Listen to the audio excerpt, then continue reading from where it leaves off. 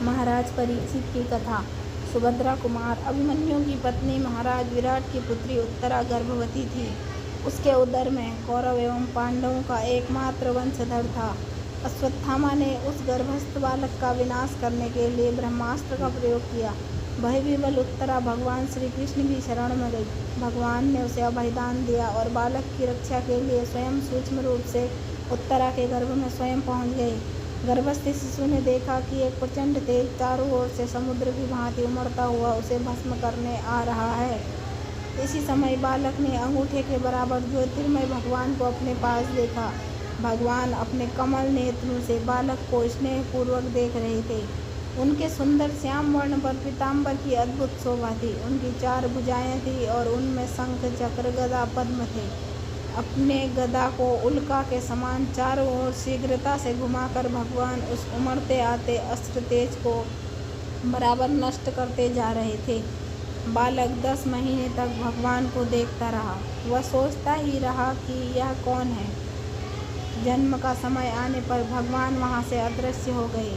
बालक मृत सा उत्पन्न हुआ, क्योंकि जन्म के समय उस पर ब्रह्मास्त्र का प्रभाव पड़ा गया था। तुरंत श्री कृष्ण प्रसूति का गृह में आए और उन्होंने उस शिशु को जीवित कर दिया।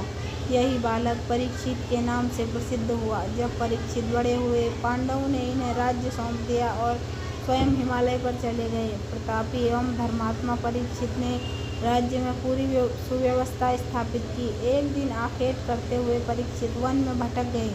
भूख और प्यास से व्याकुल वे एक ऋषि के आश्रम में पहुंचे।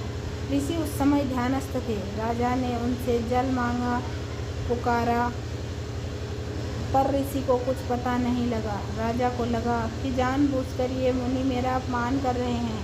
पास में ही एक मरा सर्प पड़ा था। उन्होंने उसे धनुष से उठाकर ऋषि के गले में डाला, यह परीक्षा करने के लिए कि ऋषि ध्यानस्थ हैं या नहीं। और फिर वे राजधानी लौट गए। बालकों के साथ खेलते हुए उन ऋषि के तेजस्वी पुत्र ने जब यह समाचार पाया, तब ये श्राप दे दिया, इस दुष्ट राजा को आज के 7वें दिन तक्षक काट लेगा। उस समय परीक्षित भीमसेन द्वारा विजित मगध राज जरासंध का स्वर्ण मुकुट सिर पर धारण किए थे। उसमें कली का वास हो गया था, इसलिए उनसे यह अकरणीय कृत्य हो गया था। घर पहुंचकर मुकुट उतारने पर परीक्षित को स्मरण आया कि मुझसे आज बहुत बड़ा अपराध हो गया। वह पश्चाताप कर ही रहे थे, इतने में सांप की बात का उन्हें पता लगा। इससे राजा को तनिक भी दुख नहीं हुआ। अपने पुत्र जन्मेजय को राज्य देकर वे गंगा तट पर जा बैठे। 7 दिनों तक उन्होंने निर्जल व्रत का निश्चय किया। उनके पास उस समय बहुत से ऋषि मुनि आए। परीक्षित ने कहा, ऋषिगण, मुझे शाप मिला। यह तो मुझ पर भगवान की कृपा ही हुई। मैं विषय भोगों में आसक्त हो रहा था। दयामय भगवान ने शाप के बहाने मुझे उनसे अलग कर दिया। अब आप मुझे भगवान का पावन चरित्र सुनाइए। उसी समय वहां घूमते हुए श्री सुखदेव जी पहुंच गए। परीक्षित ने उनका पूजन किया। उनके पूछने पर सुखदेव जी ने 7 दिनों में उन्हें पूरे श्रीमद् भागवत का उपदेश दिया।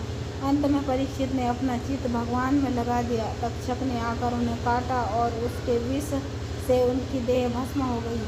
पर वे तो पहले ही शरीर से ऊपर उठ चुके थे। उनको इस सब का पता ही नहीं चला।